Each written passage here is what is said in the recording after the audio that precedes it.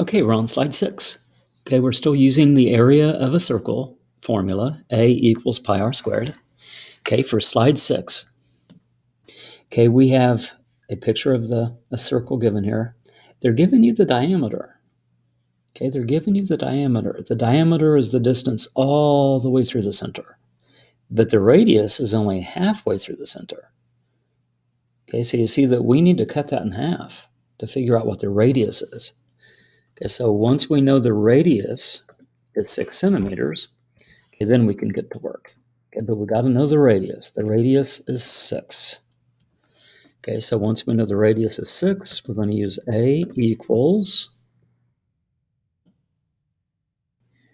Okay, I'm going to try to cut and paste that in there. Copy and paste it or cut and paste it. Okay, pi r squared, control period. Okay, now we plug stuff in. Okay, 3.14 is approximately pi. The radius is 6. So 6 squared would be 6 times 6. So we get 3.14 times 6 times 6 is 113.04.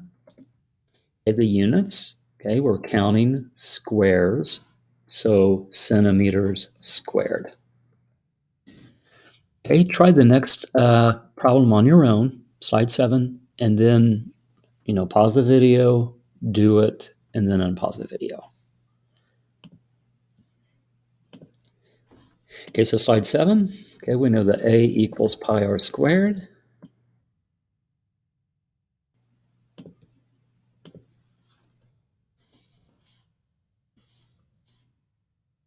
Okay, so we first need to know what the radius is. They don't give us the radius, they give us the diameter. Okay, the diameter all the way across the center is 10. So we need to use the radius to be 5. Okay, so we're going to do A equals approximately 3.14 times the radius squared would be 5 times 5.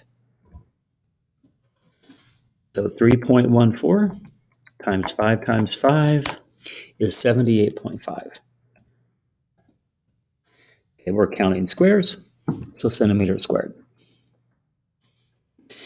Okay, let me know if you have questions on this as we go through. Let's do a couple more. Okay, slide 8. How would you find the area of a semicircle? Okay, semicircle, that means half of a circle. Okay, think about that. If the area is the number of squares inside the whole thing, okay, that's what pi r squared gives you, the area inside the whole thing. What would you do with that answer to find the area or the squares inside half of it? Okay, so the way I would think of it is you would find the area, the whole thing, find the area of the whole circle using the formula, then divide this by 2. Okay, that's the way I would think of it. Some people would say multiply it by 1/2. Okay, maybe there's other ways you could think of this. Okay, so in this problem, if the radius is 7, okay, we know the area equals pi r squared.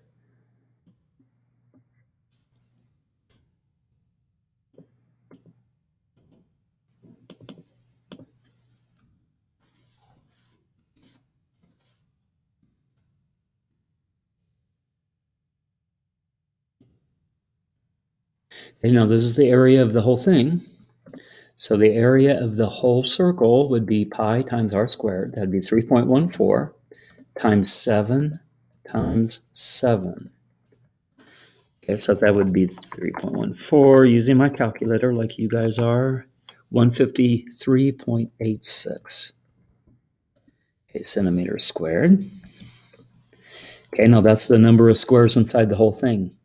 Okay, that's the number of squares. That's the area of the whole thing. So I'm just going to write it this way.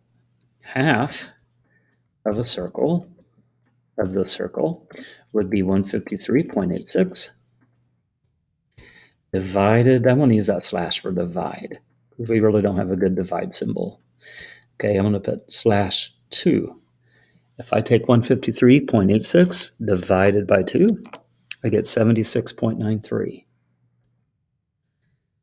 76.93 centimeters squared would be the area of half of that whole circle.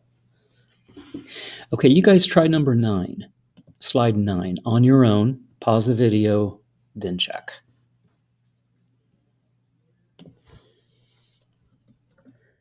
Okay, the radius is 4. Okay, we want to find the area of half of a circle. So first let's find the area of the whole circle. Okay, using a equals pi times r squared. See, I forgot to undo the exponent, so it would be real small if I didn't click control period again. Okay, the whole circle would be 3.14 times 4 times 4. So the whole circle would have an area of 50.24 squares inside.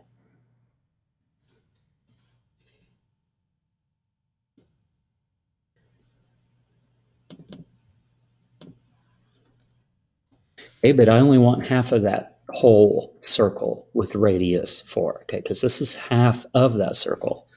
So half, the half circle, would be 50.24 divided by 2, which is 25.12 centimeters squared. Okay, hopefully that had helped you. These videos helped you get most of this done. We'll talk about the last problem or two after you turn that in. But please let me know if you have any questions at all.